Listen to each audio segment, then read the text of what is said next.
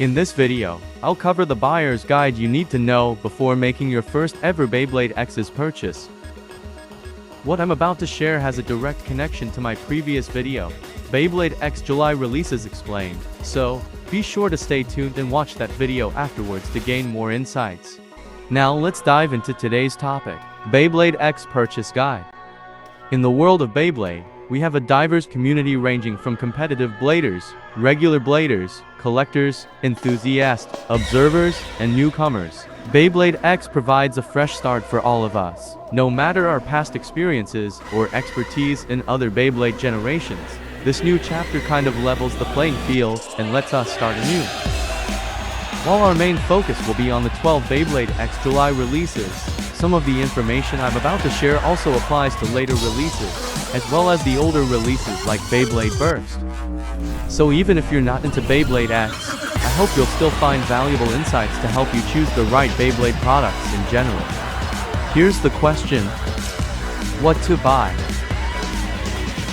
Let's kick off with a general guide on what to buy to maximize your Beyblade X experience without wasting money on duplicate items. I'll provide prices in yen, just to give you an idea of the cost. Keep in mind that these prices do not include import taxes, shipping costs, exchange rates, and business profits. To embark on your Beyblade journey, whether it's in the Beyblade X generation or any other, and assuming you have no budget constraints, I recommend starting with the following items: Beyblades, launchers, grips, and stadium that most serious bladers would acquire. Let me briefly explain why for those who don't know. Beyblades, also known as spinning tops. To maximize your Beyblade X experience, considering that there will be 4 main Beyblade releases in July, I recommend getting all 4. While 2 Beyblades are the basic setup for a 2-player game, having 4 Beyblades offers greater variety and strategic options during battles. Launcher, an essential device used to launch Beyblades into action, and you'll need one for each player. Launcher grip, an accessory that can be attached on launcher, offering better comfort and control.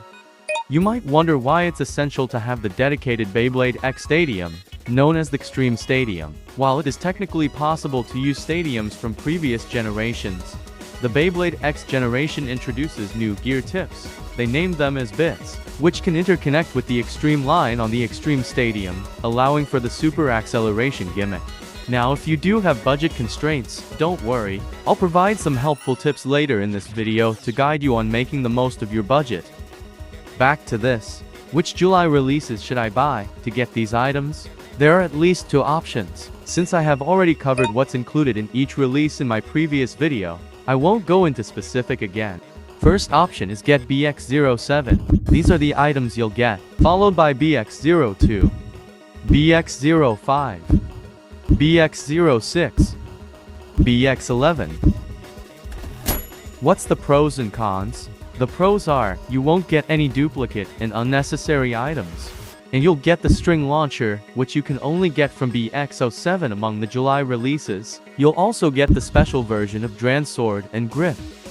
The cons are, most of the Beyblades here, such as BX-07 Dran Sword, BX-05 Wizard Arrow, and BX-06 Night Shield, are recolors of the main releases, including their parts. The only exception is BX-02 Hell Scythe, which is one of the 4 main releases. Also, you'll only get 2 types of color variations for the Beyblades, red and blue.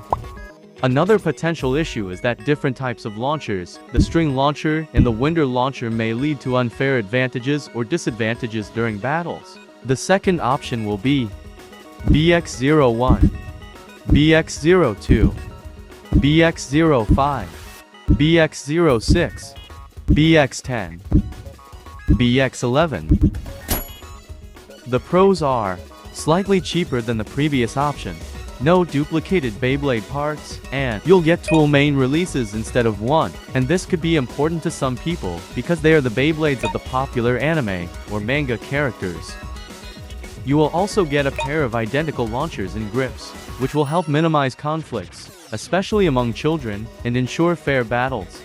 The cons are, you'll get repeated items, the winter launchers and grips.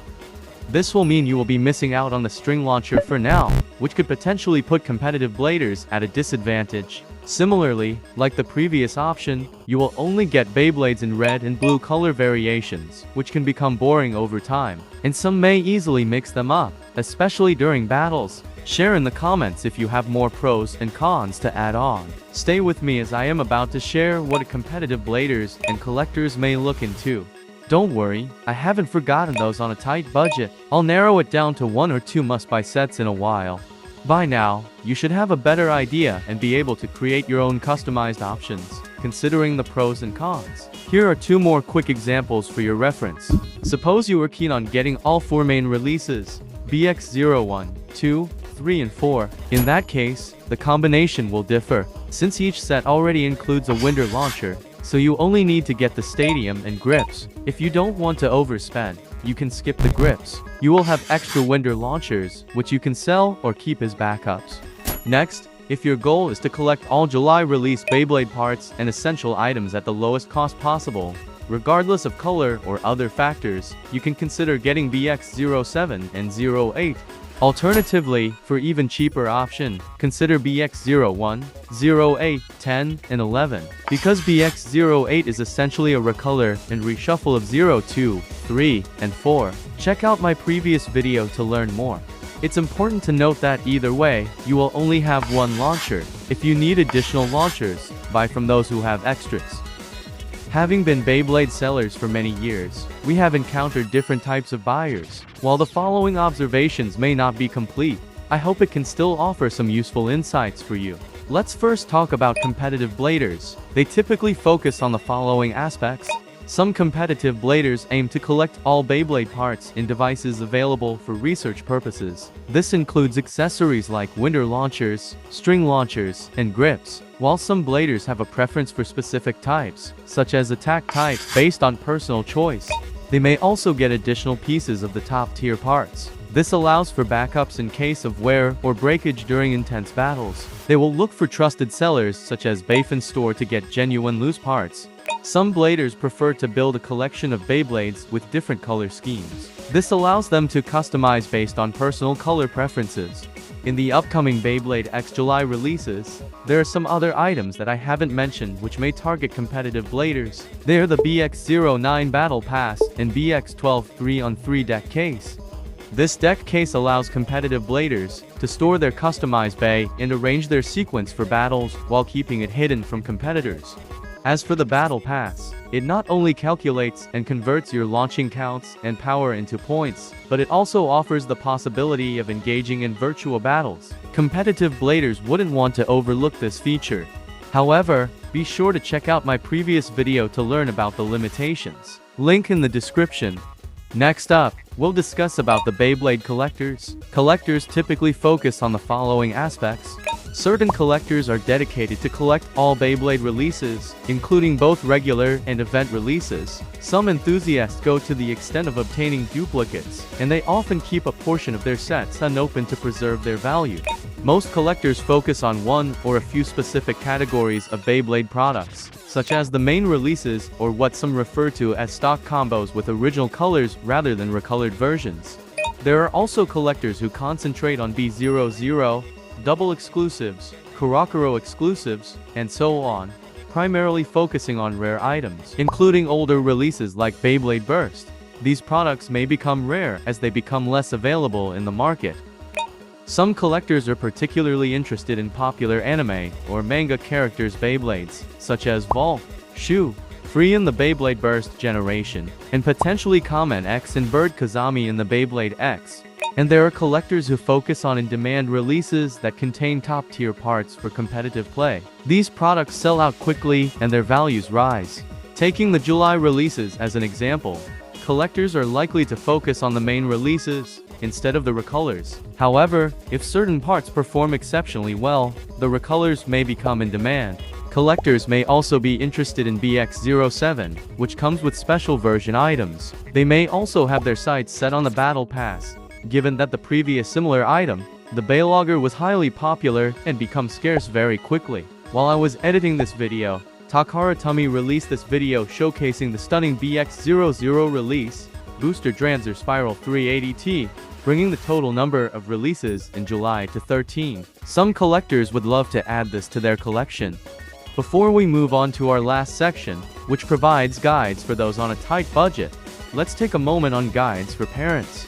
If you've been following my shorts or TikTok videos, you'll know I grew up in a financially constrained family. My mom always wished there were parents buying guides.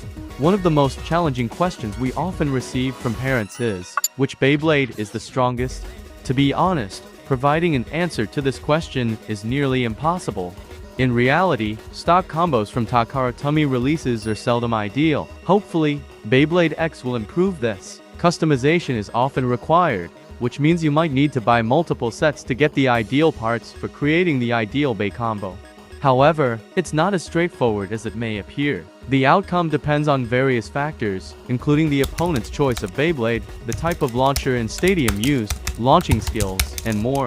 As a result, costs add up quickly, but the duration of this hobby is uncertain, so let me provide some simple guidelines to follow. First, find out the Beyblade they have in mind, as they often already have a preference. Discover their preferred Beyblade characters from the anime or manga. Consider their preferred Beyblade types: attack, defense, stamina, or balance. Take into account the best performing Beyblades used by their opponents. Keep in mind the age of the child. Younger ones may struggle with customizations. If their launching strength is weak, provide a stronger launcher and avoid intricate Beyblades. I would always recommend starting with basic releases instead of customizations and observing how far this hobby can go. In my opinion, my mom did an excellent job. She will wait patiently for the right moments to bring up the topic and subtly ask questions over a couple of weeks to understand my preferences and gauge my continued interest in the hobby. Without realizing her intention, she surprised me numerous times by getting me things I had been hoping for. If you are interested to hear more of my stories and my Beyblade journey with my mom, consider subscribe or follow me.